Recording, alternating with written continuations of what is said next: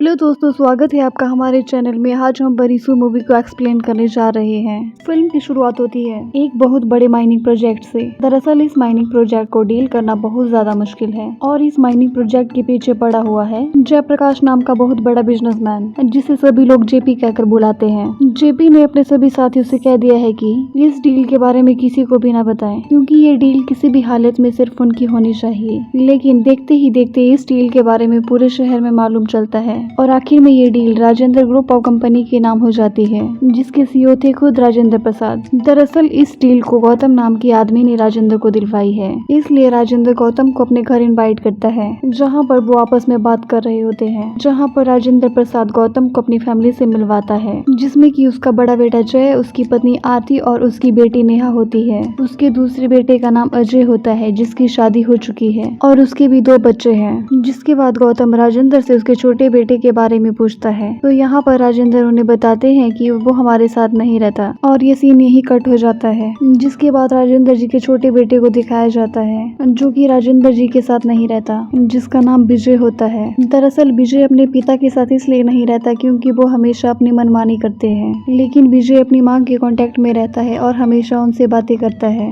हालांकि विजय की माँ अपने पति से चोरी छिपे विजय से बात करती है और विजय को घर छोड़े लगभग 7 साल हो गए हैं और अब वो खुद का बिजनेस करना चाहता है। दरअसल विजय ने अपनी एक खुद की ऐप बनाई थी जिसका नाम है मैप माई फूड, जो कि ट्रेन बस यात्रियों के लिए था। ट्रेन में बैठा कोई भी शख्स जब इस ऐप को खोलेगा और खाना ऑर्डर करेगा तो अगले ही स्टेशन उसे खाना मिल जाएगा। लेकिन इस ऐप के लिए उसे ढेर सारी इन्वेस्टमेंट भी चाहिए थी, जो कि उसके पास नहीं थी। जिसके बाद कहानी 7 साल पीछे शिफ्ट होती है और यहाँ हमें बताया जाता है कि आखिरकार विजय ने घर क्यों छोड़ा। दरअसल राजेंद्र प्रसाद के 3 बेटे हैं और उनमें से 2 बेटे हमेशा राजेंद्र प्रसाद की बात मानते हैं, लेकिन तीसरा बेटा विजय राजेंद्र प्रसाद की कोई बात नहीं मानता है। दरअसल वो खुद का नया बिजनेस करना चाहता है, लेकिन राजेंद्र प्रसाद चाहते हैं कि 2 बेटों की तरह विजय भी उनके साथ बिजनेस में हाथ बटाए, लेकिन विजय इसके लिए साफ मना कर देता है, तो राजेंद्र प्रसाद उसे घर से बाहर निकाल देते हैं। कुछ दिन बाद राजेंद्र प्रसाद का जन्मदिन आता है। वो 60 साल के होने वाले थे, इसलिए उनकी पत्नी सुधा उनका जन्मदिन मनाने से पहले एक पूजा रखवाने के लिए कहती है, लेकिन इसके लिए राजेंद्र प्रसाद साफ मना कर देते हैं, क्योंकि उन्हें मालूम है कि इस पूजा के लिए वो विजय को भी बुलाएगी, इसलिए पूजा के लिए वो साफ मना कर देते हैं।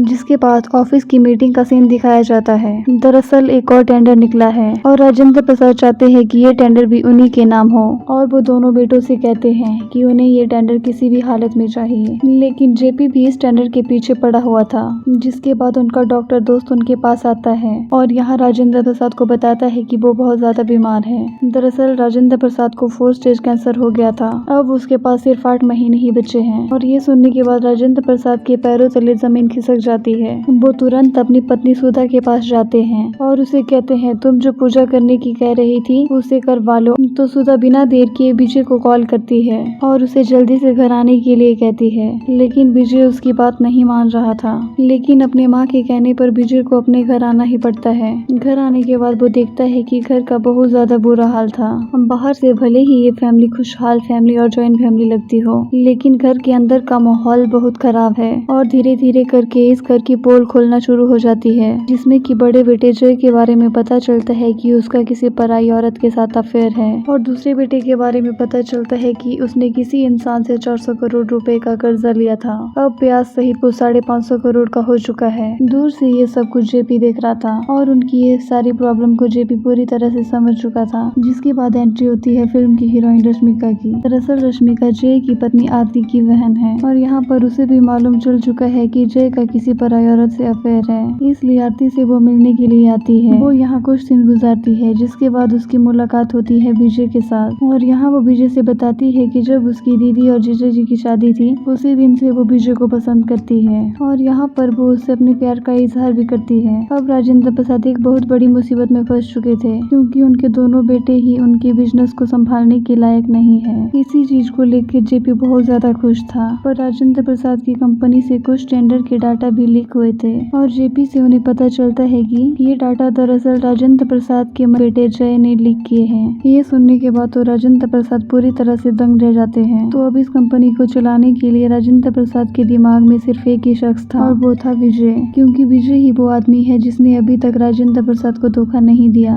जिसके बाद राजेंद्र प्रसाद जब अपने बेटे विजय को कहते पूछते हैं कि क्या वो बिजनेस को संभाल लेगा, जिस पर विजय तुरंत मना करके इस घर को छोड़कर जाने लगता है। लेकिन बीच रास्ते में राजेंद्र प्रसाद का दोस्त विजय को मिलता है और विजय को वो बताता है कि राजेंद्र प्रसाद को 4 स्टेज कैंसर हो गया है और अब उनके पास सिर्फ 8 महीने ही बचे हैं। ये सुनने के बाद तो विजय की पूरी तरह से आंख खुल जाती है और वो घर वापस आ जाता है और अपने पिता से कहता है कि वो बिजनेस को जरूर संभालेगा और आज के बाद वो इस घर को छोड़कर कभी नहीं जाने वाला। और अगले ही दिन विजय ऑफिस के लिए निकल पड़ता है, जहाँ पर वो ऑफिस के सारे काम को संभालने भी लगा था। और जब ये बात जय और अजय को मालूम पड़ती है तो वो दोनों बौखला उठते हैं, क्योंकि उन्हें ऐसा लग रहा था कि आगे शायद बिजनेस को हम चलाएंगे। लेकिन उनके पिता ने विजय को कंपनी का CEO बना दिया था, जो कि उन दोनों भाइयों को बिल्कुल भी पसंद नहीं आती है। इसलिए वो दोनों अपनी अपनी फैमिली को लेकर इस घर को छोड़कर चले जाते हैं। तो विजय के CEO बनने के बाद उसका बड़ा भाई उस पर हमला करवाता है, लेकिन विजय उन सभी को बड़े आराम से मार देता है। कुछ दिन बाद डायरेक्टर से एक मीटिंग होनी थी, जिसके द्वारा इस कंपनी का CEO चुना जाना था और CEO बनने का दावेदार था जय, क्योंकि कंपनी के सारे लोग जय की बात माना करते थे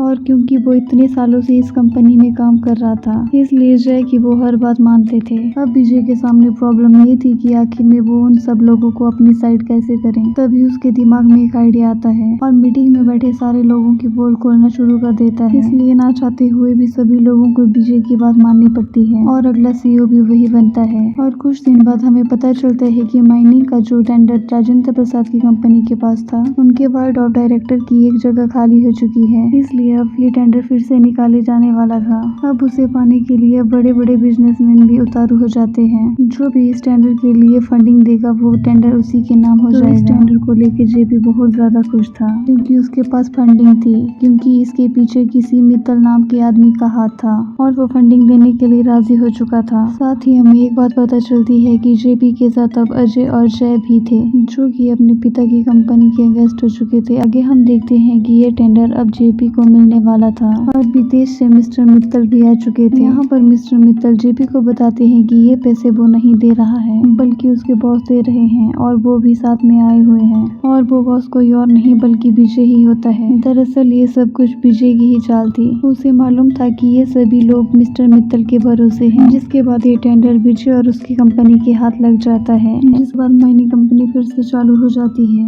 और काम धुआंधार तरीके से शुरू हो जाता है। जिसके बाद विजय अपने सारे वर्कर्स का पूरी तरह से ध्यान रखता है, स्कूल हॉस्पिटल बनवाता है और जय भी एक बार फिर से हार जाता है। आगे हम देखते हैं कि जय की बेटी नेहा गुम हो जाती है और उसे ढूंढने के लिए पुलिस वाले भी पड़े हुए हैं। काफी इन्वेस्टिगेशन करते हैं, लेकिन नेहा कहीं नहीं मिलती। जिसके बाद नेहा के फ्रेंड से उन्हें पता चलता है कि वो किसी लड़के के साथ गई है। जिसके बाद वो उस जगह का CCTV फुटेज चेक करते हैं, तो उन्हें पता चलता है कि आखिर नेहा कहाँ है। लेकिन पुलिस वाले भी उस जगह जाने से डरते हैं, क्योंकि वो एंथनी नाम के डॉन का इलाका है। लेकिन विजय निडर होकर वहाँ पहुँच जाता है और उन सबको मार कर नेहा को सही सलामत बचा कर ले आता है। नेहा को सही सलामत बचा कर लाने के बाद अब जय की भी आंख पूरी तरह से खुल जाती है। यहाँ पर विजय उससे कहता है कि तुम्हारी 14 साल की लड़की तुमसे 3 घंटे के लिए दूर हो गई थी, तो तुम बौखला गए थे। सोचो उस पर क्या बीती होगी जिसने तुम्हें पाल पोस कर बड़ा किया। जय की पत्नी और बेटी फिर से घर वापिस आ जाते हैं। पता चलता है कि राजेंद्र प्रसाद को खून की उल्टी हुई है और वो बेहोश हो गए हैं और फिर उसे हॉस्पिटल में एडमिट करते हैं। और उनकी आखिरी इच्छा यही है कि मेरे परिवार के सारे लोग सभी एक साथ रहें और मिलजुल कर खुश रहें। ये सुनने के बाद विजय तुरंत ही जय के पास पहुंच जाता है और उसे बताता है कि उसके पिता को 4 स्टेज कैंसर है और अब उनके पास सिर्फ कुछ ही दिन बचे। लेकिन इन सारी बातों का अजय पर कोई असर नहीं पड़ता, इसलिए विजय उसे अपनी कंपनी से निकाल देते हैं। और जेपी को मालूम है कि अजय के पास कंपनी के कुछ शेयर्स पड़े हुए हैं, इसलिए जेपी उससे उन शेयर्स को मांगता है। लेकिन अजय उन शेयर्स को देने से मना करता है। जेपी उससे कहता है या तो तुम शेयर्स दे दो या पैसे दे दो,